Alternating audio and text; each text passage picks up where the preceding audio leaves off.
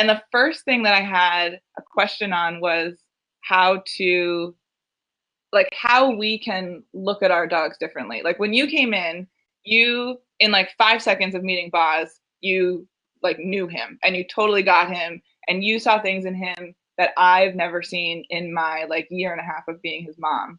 So like how can we as moms, dads, whatever, see our dog, like take that like my dog is perfect kind of like glaze off and like see them.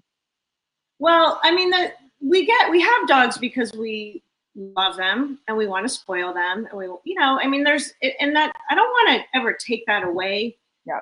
from being a dog parent. That's the joy, is the relationship that we share. But I have to say that there are some things that really put roadblocks in the way of that, with respect to expectations and good boundaries and solid structure and consistency, which is really no different than kids. I mean, I'm also the mom of 2 teenage boys, which is really fun. But a whole other thing. A whole other topic. Yeah. But it's so important that dogs, we communicate effectively. Remember, they don't speak English as a first language. So our communication is often lacking. It's just what they look at you like, what do you need from me? And sometimes we don't even acknowledge that. Like they look for direction. They look for, tell me what's up so I can comply. They don't, the dogs aren't sitting up at night, like wringing their little paws, like, ooh, what can I do to really piss her off tomorrow? It's, it's not like that. So, but how do you, so like for me and that goes to like in setting expectations and like we love our dogs, we treat them, we feed them well, like they're our children. How do you have that sort of like setting expectations in a really positive way and not having it feel like I'm being like horrible to my dog and like how do you make that a good thing? So there's a few things like right out of the gate that I don't care if I'm working with a 10-week-old puppy or a 10-year-old dog. There are some things that are non-negotiables in my world, which I believe create a more harmonious relationship. So it requires nothing other than the person, the dog, and the food bowl. So sitting politely and waiting for food, sitting and politely waiting for doors, going in and out of doors. Like I cannot stand a door dasher. That drives me nuts. I think it goes back to the days when we had 4 dogs and my boys were little and the dogs would, run out the door and just clock the kids. They'd just fall over. I was like, okay, this is, we're going to have an ER trip in our future. So our dogs do that. Yeah, it just drives me nuts because it's just such bad manners. Yep. And then attention, which we worked on with Boz too, like a cue to say, look at me, I have something else to say. And that could be anything. That could be wait, that could be walk politely, it could be calm, it could be anything. But if your dog isn't checked in, don't bother. You're going to get, the white noise on the TV. So those are a few things that are so easy and so meaningful to a dog and your relationship. And that sort of sets because I know like there's a lot, obviously, like every dog has something going on. But in setting those like ground rule or like house rules of like, we sit when people come at the door, like that, like setting those like first, like easy first things, then it like paves the way for your relationship with them in figuring out like the bigger quirks that they're having. Absolutely. It does. It sets the precedent that you're in charge. And I don't mean that, you guys know me. I'm not, I'm not a boot camp kind of trainer. My training is all positive. It's science based. I mean, it's not hocus pocus. It's, it's based in science, but it's really about creating not only the expectation, but really setting them up for success, setting the dog up for, easily being able to accomplish these small goals. Because none of this is hard. It's super easy. Yeah. When I go to someone's home and they say to me, well, you're not saying anything. I'm like, I don't need to. I don't need to. I use food or a toy or another motivator or my body to take away space or whatever. I don't have to say anything. Instead of repeating myself, sit, please sit, please. I'm begging you to sit. And then dog's like, you know. Yeah. But it's having that, I think that's my biggest, like with, and I think a lot of people, right? Like we love them and we think they're so cute and like we laugh when they counter surf or whatever. And you sort of lose that, like, like that I'm in charge and like this is what we're doing kind of thing. Where like when you work with Boz, like that was something that I took and I told you, like it kind of broke my heart because you're like, oh, I'm not doing my job as a mom, where like he's like flailing, he doesn't know what I expect of him, so we don't have this, I'm like buddy buddy with him and thinking everything is super cute and laughing when he really wants me to say like this is what we're doing and this is what I expect, and he wants to like work for it and not just. Yes, and I think that that's a really good point, is that our dogs are no longer doing the jobs that they were bred to do. And whatever Boz's mix is, I mean, he's an intense dog. He's got a lot of energy and he really wants something to do. Yep. So that's a really important point about, genetics, predispositions to certain behaviors. We have to work with what we have. And look, nothing is going to be perfect. Right. They're dogs, they're animals. And trainers who make guarantees, I run for the hills. I mean, who can guarantee? That's silly. Totally. And Joe, when you say, set your dog up for success, yes. which we've always, talked about and done, and how does the dog parent sort of read your dog to understand the difference between like what you can train them into and what's learnable versus a situation that you just don't want to introduce them to? For example, like in training our dogs for therapy work, Ozzy's great, Dozer's great, Zoe's an amazing dog, but I would never put her in that situation. Right. Because that's not who she is. It just stresses her out. And that would be more about me than her. Right. Exactly. And that's, sometimes in that context, you certainly have to take yourself out of the equation. Does the dog actually want to do the work? But all the things I mentioned before, all those simple non-negotiables for me are so easily, I mean, you have to feed your dog, right? Everyone feeds their dog. Make them work for it. I mean, the bare minimum, a sit and a wait. Instead of giving it for free, it's so easy. And everyone from a 5-year-old, to a 95-year-old can do these things. And, sometimes it does take a little show and tell. I mean, I learn better by seeing instead of hearing. So when I'm working with my private clients, I mean, I'm just like, all right, give me 60 seconds. And the dog is sitting, and they're like, whoa. And he didn't even say anything. It's just I have all the power with the food.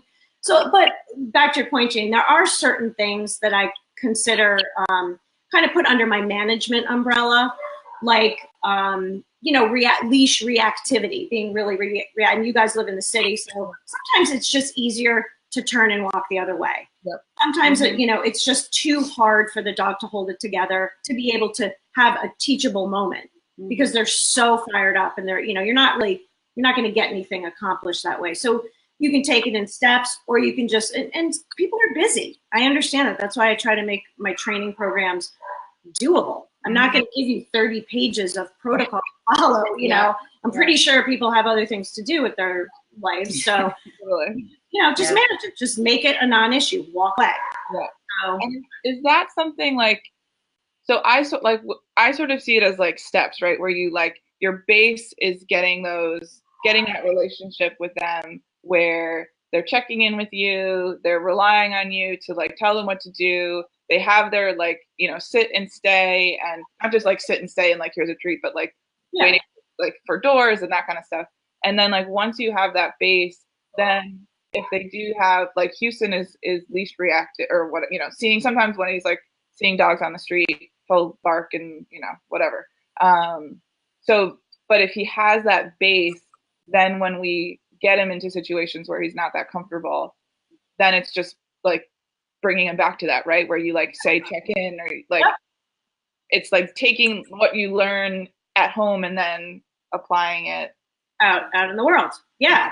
And that's the thing, is that dogs are very poor generalizers. They don't generalize information well at all. They're incredibly specific about how they process. So I'll give you an example. So when I used to teach a ton of group classes, and I would say to everyone, okay, how many people here have a really reliable sit with their dog? Their dog will sit, you know, everybody raises their hand. And I said, okay, everybody sit on the ground and ask your dog to sit.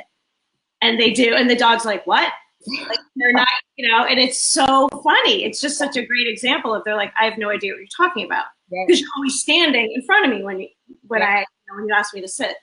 So, but to your point, yes, you take those baby steps to generalizing that information. So that check-in that we were working on with Boz, you start in your apartment, right? You rev it up there, then you start, maybe you take it into the lobby of your building, then you take it out onto the street, and you have to create success along the way, or else his circuits will be blown when, you know, when he's out in a highly distracting environment with squirrels and whatever. So, you know, you have to also respect who he is. Yep. And I will say that, and people probably aren't going to like this, but it really is the truth. I mean, instinct will override training every day of the week, unless you're training with punitive, you know, shock collars or whatever, which obviously I would never do. So you have to understand who your dog is and try to avoid those situations and understand what their limitations are. And that's what, like, when we were talking, I was just like, there's like, squirrels are always going to win. Like, I know where I am on the totem pole, and like, it's like squirrels, food, and then like what, you know, me. But that's fine. Like, I just know, like, it's just about knowing your dog and but I think that, like, now, like, working hard with him on having, you know, like, working at home and like treats, look at me, you know, getting that base, and now taking that out and having treats with me, and I guess maybe we should explain. So it's basically like the look at me or check in, like whatever the cue is just essentially like having the dog in a sit and being able to, like, we did it with treats behind our back, and, you know, once they give you eye contact, then, you know, you give them the treat, and then you kind of, you know, grow to have your hand out and distract them. And yep, exactly. So I think it's a really good, and it's good. Like, I really enjoy doing with Boz. It really feels like it's a new relationship. It's like a new step in our bond that we weren't really doing before. Exactly. And that's the beauty of, you know, reward-based training, is that it's fun. Mm-hmm. It should be fun. Everyone should have fun. It shouldn't be just like, oh, you know, I got to work with the dog. It's so, and I love the best thing for me is watching a dog think, watching a dog work it out for himself, instead of us, you know, nagging with what I just said before, the sit, just say nothing and let the dog offer behaviors. I was working with a new client yesterday. She has an adult 18-month-old dog, and she got a puppy at the same time. It was a released show dog, and there couldn't be cuter, but neither of them knew sit. And so in 2 minutes time, we were using a lure, you know, getting the dogs into the sit. 5 minutes later, they were both just offering it. They just came up to me and both sat, like, this worked well. So it's so cool if you let the dog do the work, and it does, that your relationship will change forever. I mean, I don't know if that sounds corny or hokey. Oh, totally. I feel that way just from, you know, the one session that we had, and now, like, being able to see him for who he is, not for who I had in my mind. Yeah. But there's still that, like, you know, you have to, like, figure out what works for them. Yes. With Houston, little scared street dog from Houston, as Corey mentioned, you know, we'd be walking on Main Street, and which is something we want to be able to do with all of our dogs, and we do. And he, you know, out of fear, he would start barking or whatever. So I just started I always had treats, always like, look at me, look. And he would sit and just all eyes on me. He would get treated, and it's working. Yeah, it does work. And he sort of feels proud of himself. And I think it also is a different way of wearing them out. It's, you know what I mean? Certainly mental physical exercise, mental exercise, all those good things. But and that kind of brings me to the confidence component that we were talking about with Boz, is that I'd like to see that develop more in him, you know, like a more confident dog. And, you know, how do you accomplish that? Well, you accomplish that by just what Jane was saying, you know, like very simple, take it to Main Street or take it, you know, somewhere different, create success, have the dog be able to, you know, and how do you set up success? Well, number one, don't feed the dog before you're going to work. Have the dog motivated, not starving, because then they get a little cuckoo, but hungry enough. Right.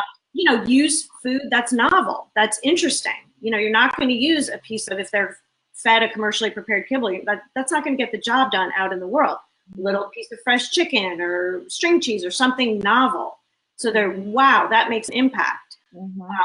And, again, taking those baby steps. Maybe we're not ready for the lunch hour, on Main Street, all those people and potential dogs and other distractions. So you keep them what's called, sub threshold, under threshold. So maybe that's 50 yards. Maybe your threshold with Boz is 50 yards. Then you start creeping up, making it, a smaller and smaller distance.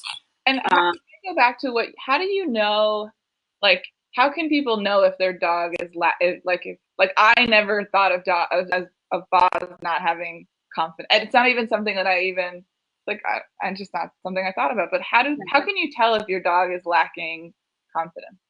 Well, I'll tell you that in all my years of doing therapy work with my own dogs, and also as the trainer for the shelter program that I've run for a long time, it's a dog who can kind of hold it together in all situations. They may be like my Stevie, who you guys know, she's solid. Yeah. She is. And I think I'd like to give myself a little bit of credit, but she's just solid, and that's who she is. But she can come into a situation and just sort of assess it and then not react.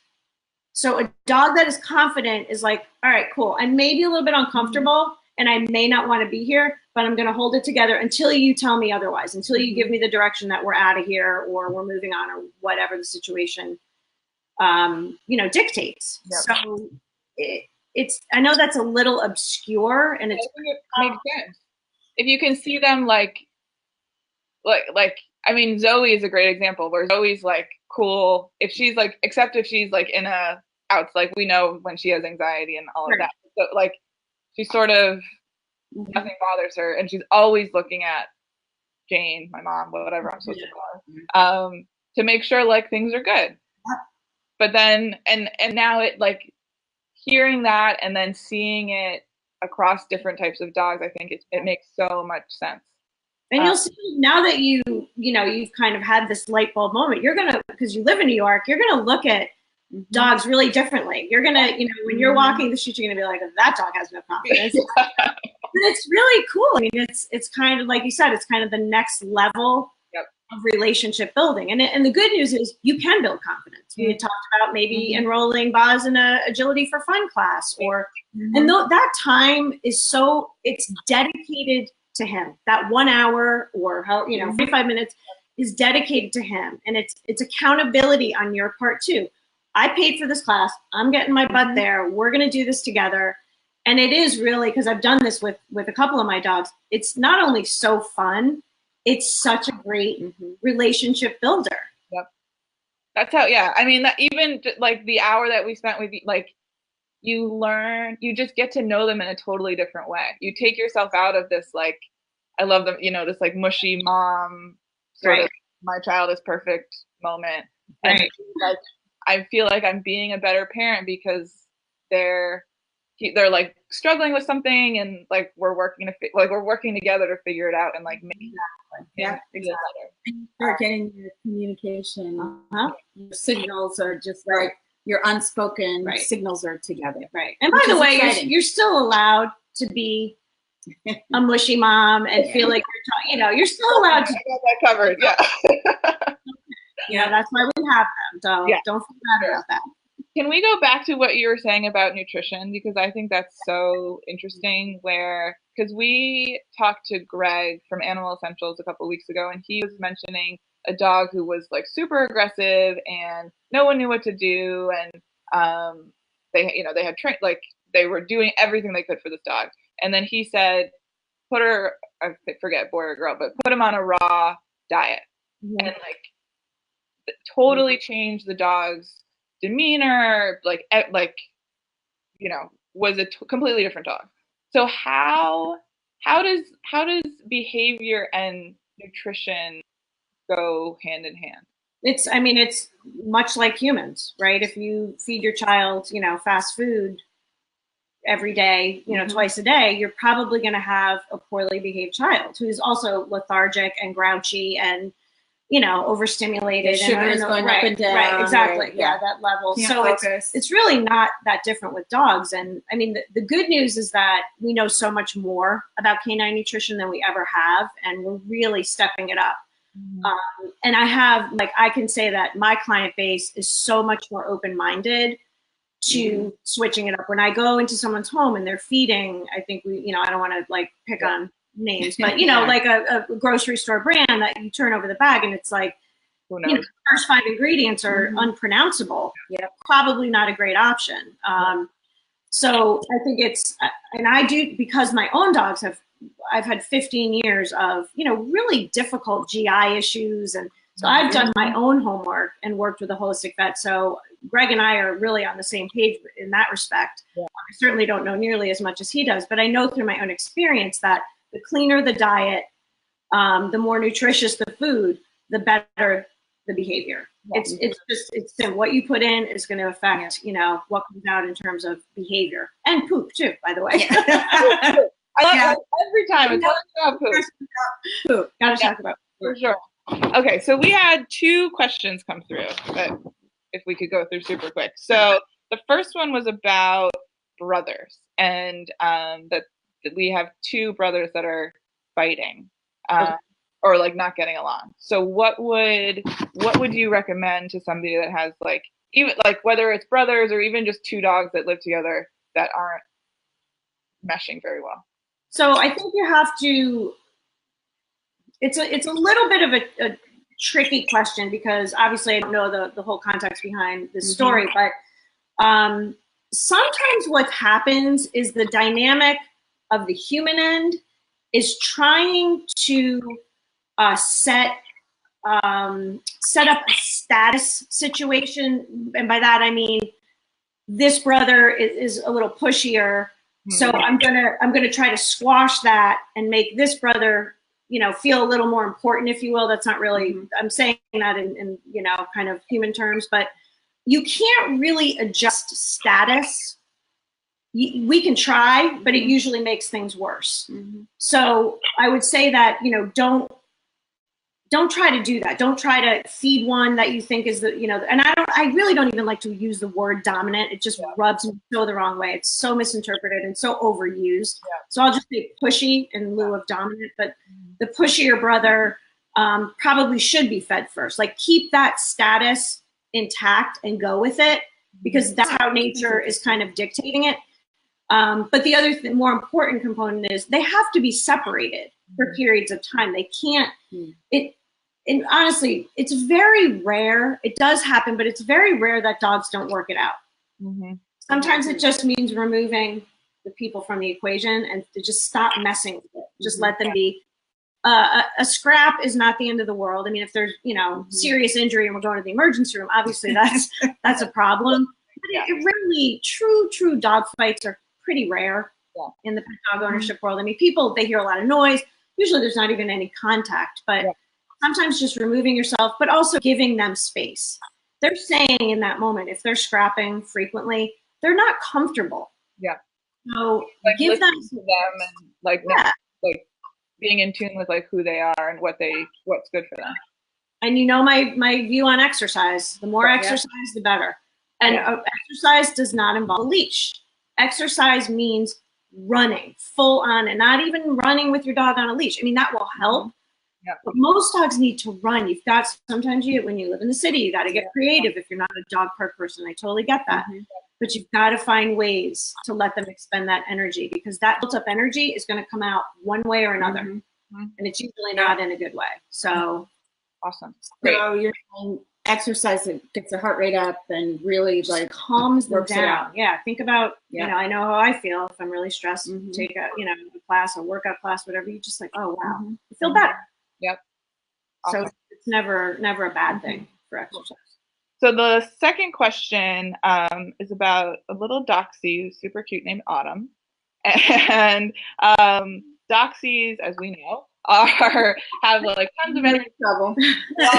trouble, and they also are prone to back problems. So she was wondering, Autumn has, is a speed demon and seems to be jumping on and off the couch, and which worries her for the future in terms of like injury or anything like that.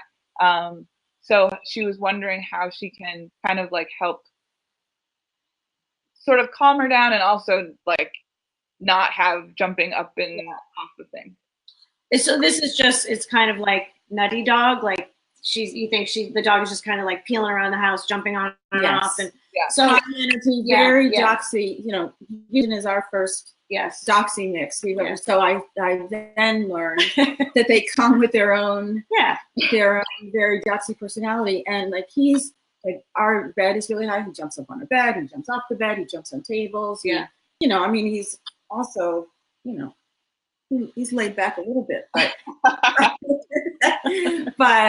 but yeah, and I think doxy people are very sensitive because of their backs, long back structure. They're prone to having very serious back issues. And I'm very sensitive to that too, because that is such a difficult road. So I mean, I'm a big believer of managing behavior in the home with a leash and a tethering system.